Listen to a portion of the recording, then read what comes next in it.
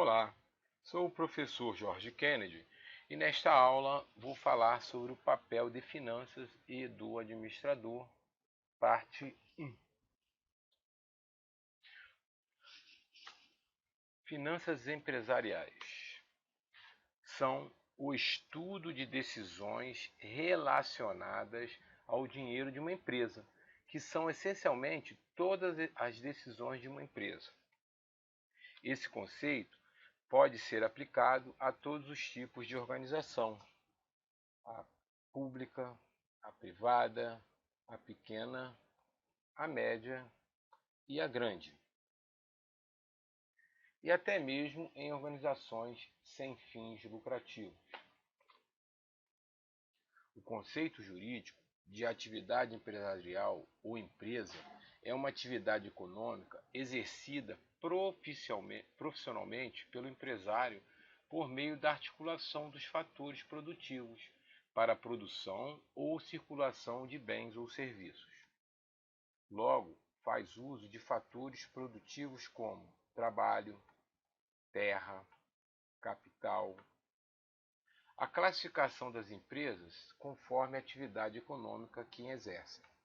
Nós temos o setor primário, com recursos obtidos a partir da natureza, como as empresas agrícolas, pesqueiras ou pecuárias.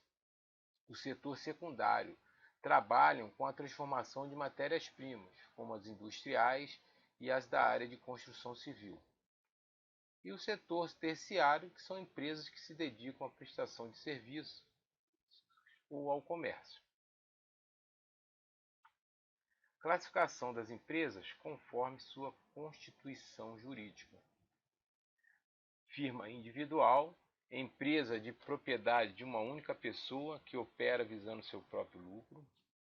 A sociedade limitada, empresa com fins lucrativos, constituída por duas ou mais pessoas.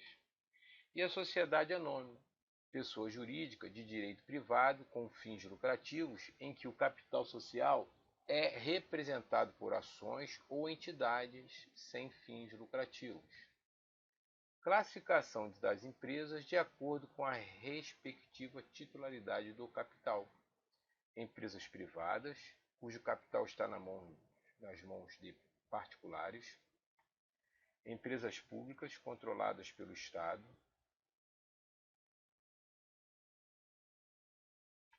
E empresas mistas, nas quais o capital é partilhado por particulares e pelo Estado em empresas de autogestão.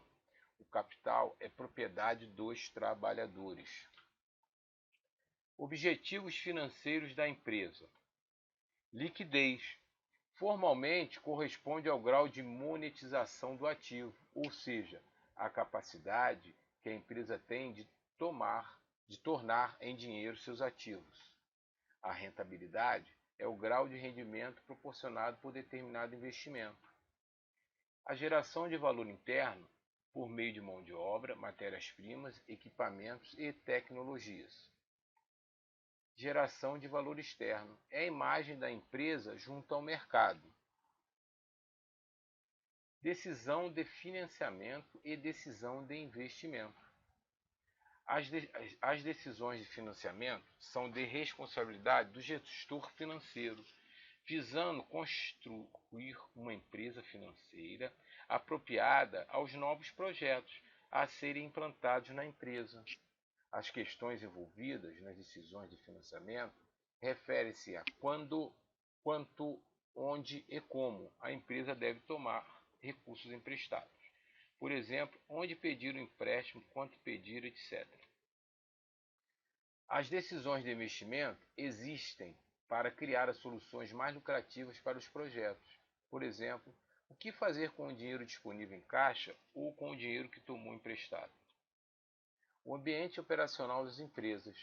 As empresas operam em um ambiente econômico, no qual existem agentes econômicos, poupadores, com recursos financeiros em excesso, e agentes econômicos deficitários, com falta de recursos. Quando não há um movimento sincronizado, entre recebimentos e pagamentos, no que diz respeito a prazo de recebimento e pagamento e o volume de recursos, Os intermediários financeiros canalizam os recursos dos agentes superavitários para os agentes deficitários.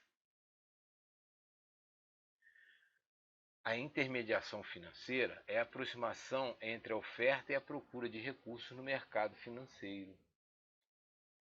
Esse processo significa a captação de recursos excedentes dos agentes econômicos poupadores e a cessão desses recursos aos agentes econômicos deficitários.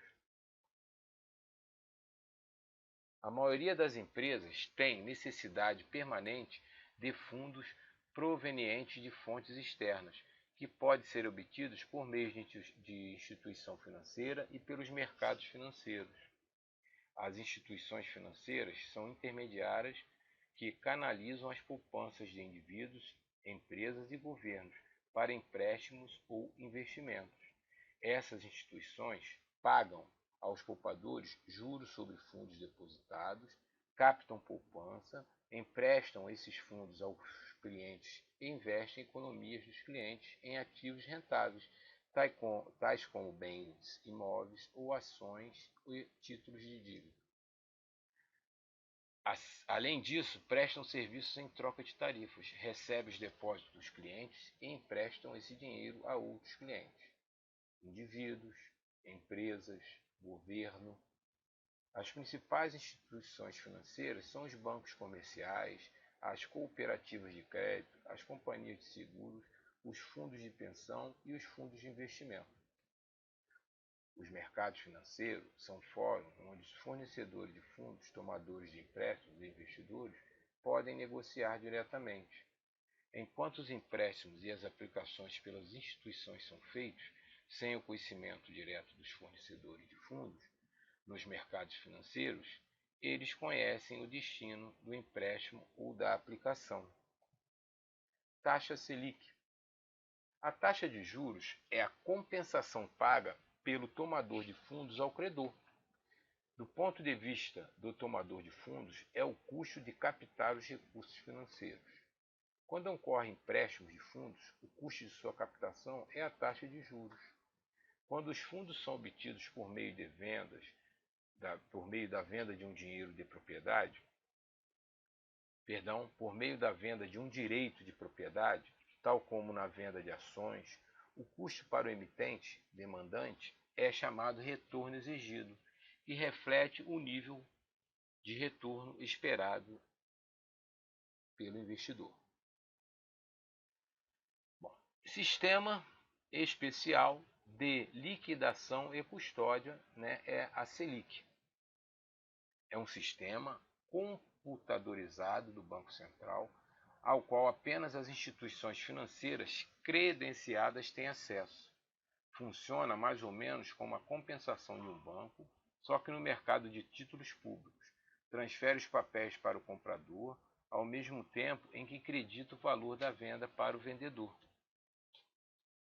Comitê de Política Monetária, o Copom, é o órgão decisório da política monetária do Banco Central do Brasil, que por meio de uma reunião estabelece a meta para a taxa básica de juros, que no Brasil é a taxa over Selic ou taxa Selic. Aqui nós usamos muito a frase taxa Selic. E a taxa Selic é a média de juros que o governo brasileiro paga por empréstimos tomados dos bancos. Essa média serve de referência para todas as outras taxas de juros do país. Quando a Selic aumenta, os bancos preferem prestar dinheiro ao governo, que é melhor pagador. Isso faz com que haja menos dinheiro disponível e um consequente impacto no crédito para os consumidores, que fica cada vez mais caro. O governo usa a taxa Selic para fiscalizar a inflação. Se estiver alta, significa que há menos dinheiro circulando no país, logo haverá uma procura menor por produtos e serviços. Com a diminuição da intenção de compra, os preços entram em queda. Ok, deixe seu like e se inscreva no canal.